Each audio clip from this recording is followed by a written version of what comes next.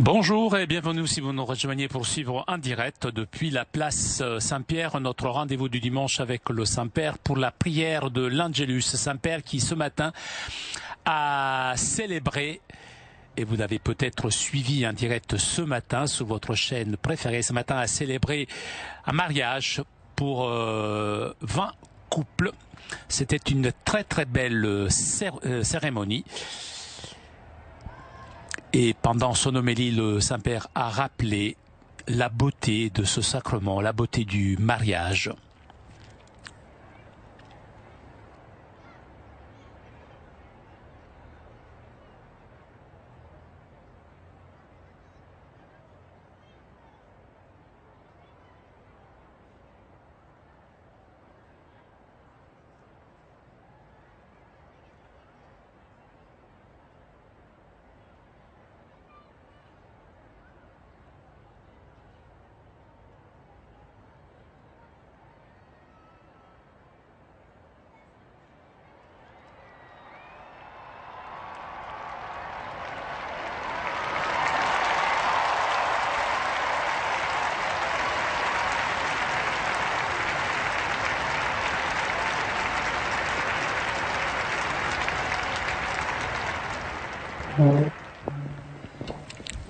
Cari fratelli e sorelle, buongiorno.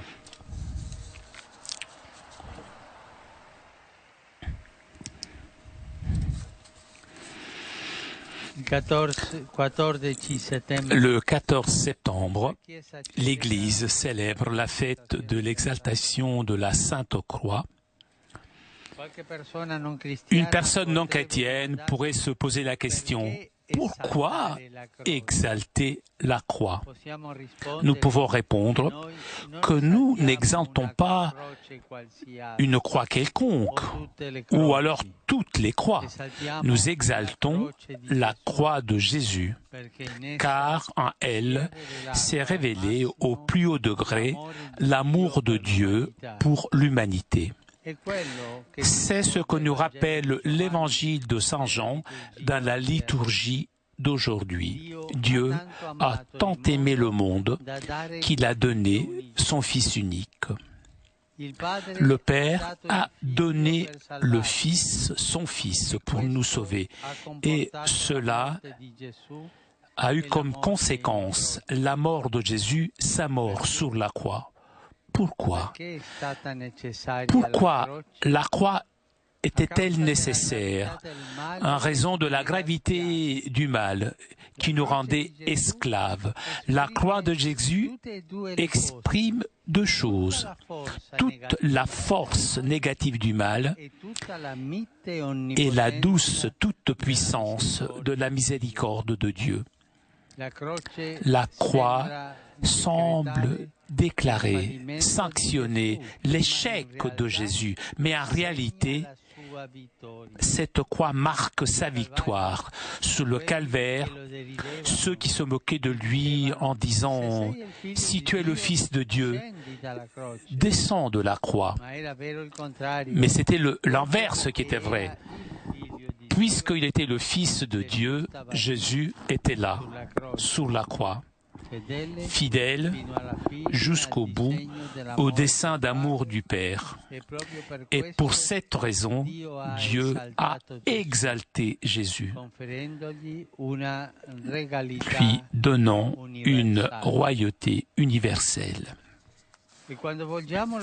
Et lorsque nous regardons la croix où Jésus a été cloué, nous contemplons le signe de l'amour infini de Dieu pour chacun d'entre nous. Et la source de notre salut, de cette croix, jaillit la miséricorde de Dieu qui embrasse le monde entier. Grâce à la croix du Christ, le malin est vaincu, la mort est vaincue, la vie nous est donnée et rendu l'espoir. Ça, c'est très important. Grâce à la croix du Christ, l'espoir nous est rendu. La croix de Jésus est notre unique, véritable espérance. C'est pourquoi l'Église exalte la Sainte Croix. Et voilà la raison pour laquelle nous, les chrétiens, nous bénissons avec le signe de la croix. C'est-à-dire, nous n'exaltons pas les croix, mais la croix glorieuse de Dieu, signe de l'amour immense de Dieu, signe de notre salut et chemin vers la résurrection. Voilà notre espérance. Alors que nous contemplons et célébrons la Sainte Croix, nous pensons avec émotion à tant de nos frères et sœurs qui sont persécutés et tués à cause de leur foi et leur fidélité au Christ. Cela se produit particulièrement là où la liberté religieuse n'est pas encore garantie ou complètement réalisée.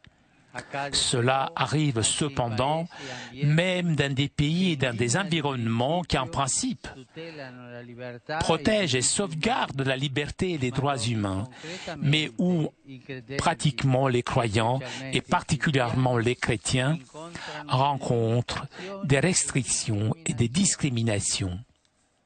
Donc, aujourd'hui, nous nous souvenons d'eux et nous prions spécialement pour eux. Sous le calvaire, au pied de la croix, il y avait la Vierge Marie. C'est la Vierge des douleurs que demain nous célébrerons dans la liturgie. Je lui confie le présent et l'avenir de l'Église, afin que nous tous nous découvrions toujours et nous accueillions toujours le message d'amour et de salut de la croix de Jésus. Je lui confie tout particulièrement les mariés que j'ai eu la joie d'unir en mariage ce matin dans la basilique Saint-Pierre. Angelus Domini nunciavit Mariae. E concepit de Spiritus Sancto. Ave Maria, gratia plena, Dominus tecum, benedicta tu in mulieribus, et benedictus fructus ventris tui, Iesus. Sancta Maria, Mater Dei, ora pro nobis peccatoribus, nunc et in hora mortis nostre. Amen. Ecce ancilla Domini. Fiat mi secundum verbum tuum. Ave Maria, gratia plena, Dominus tecum, benedicta tu in mulieribus, et benedictus fructus ventris tui, Iesus. Sancta Maria, Mater Dei, ora pro nobis peccatoribus, nunc et in hora mortis nostre. Amen. Et verbum caro factum est. Et habitavit in nobis. Ave Maria, gratia plena, Dominus tecum, benedicta tu in mulieribus, et benedictus fructus ventris tui, Iesus. Sancta Maria, Mater Dei, ora pro nobis peccatoribus, nunc et in hora mortis nostre. Amen. Ora pro nobis Santa Dei Genitris. Ut digni efficiamur promissionibus Christi.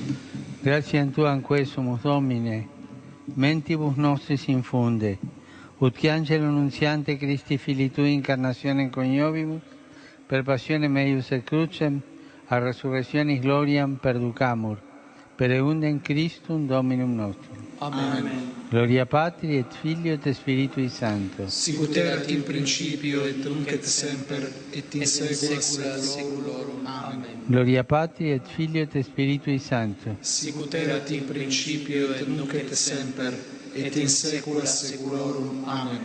Gloria Patri et Filio et Spiritui Sancto. Sicut erat in principio et nunc et semper et in saecula saeculorum. Amen. Pro fidelibus defuntis, requiem aeternam dona eis, Domine. Et lux perpetua luce eis. Requiescant in pace. Amen.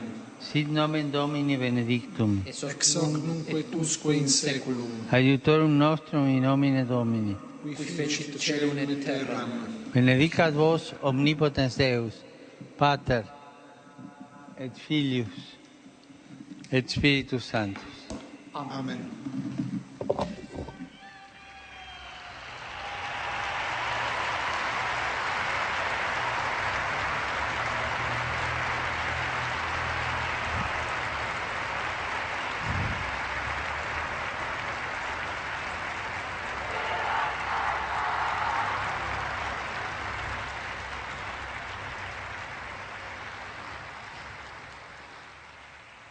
Cari fratelli e sorelle,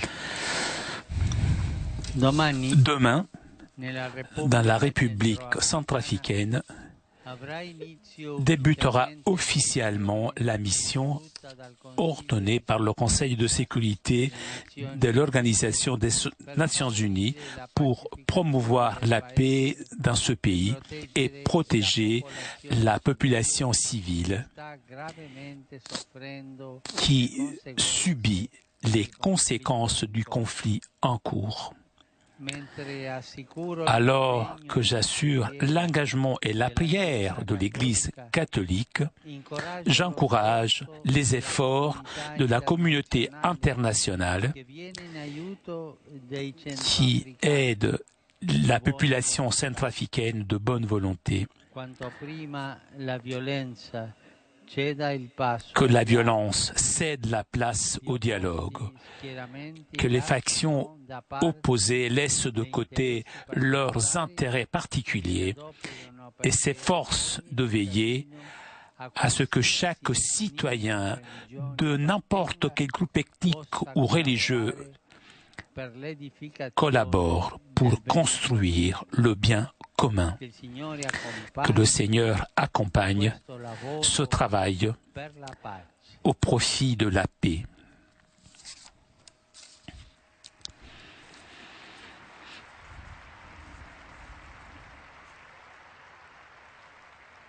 Hier, je me suis rendu à Redipouille, au cimetière et là-bas, j'ai prié pour les morts à cause de la Grande Guerre, les victimes de la Grande Guerre. Le nombre de morts est incroyable. On estime à 8 millions les soldats décédés et environ 7 millions de civils tués. Cela nous fait comprendre combien la guerre est une folie. Une folie de laquelle l'humanité n'a pas encore appris la leçon. Parce que après cette guerre, il y a eu une deuxième guerre mondiale, et tant d'autres guerres aujourd'hui sont en cours. Mais quand apprendrons-nous, cette leçon? Je vous invite, vous tous, à regarder Jésus sur la croix pour comprendre que la haine et le mal sont vaincus avec le pardon et le bien, pour comprendre que la réponse de la guerre ne fait que augmenter le mal et la mort.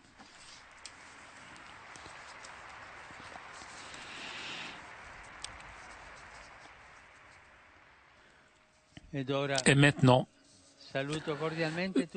je vous salue vous tous cordialement, vous les fidèles de Rome et les pèlerins venus d'Italie et de différents pays. Je salue tout particulièrement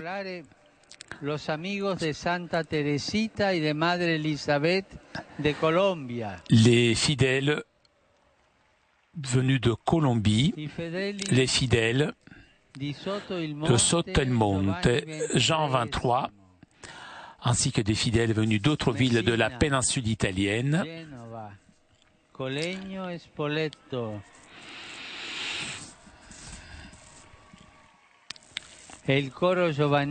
la chorale des jeunes de Trebaselghe et de Padoue. Je salue aussi les représentants des travailleurs du groupe IDI et les membres du mouvement Arcobaleno Sainte Marie des Douleurs. Je vous demande, s'il vous plaît, de prier pour moi. Je vous souhaite à vous tous un bon dimanche et un bon déjeuner. Arrivederci. Au revoir, chers amis. Nous arrivons à la conclusion de notre liaison avec Rome. Un grand merci à Raphaël qui était aujourd'hui à la technique. Merci à nos amis d'Immédiat ainsi que CTV pour ces images. Prochain rendez-vous avec le Saint-Père, mercredi prochain, autour de 10h pour l'audience générale. En attendant, je vous souhaite un très bon dimanche. Bon appétit et à très bientôt sur KTO.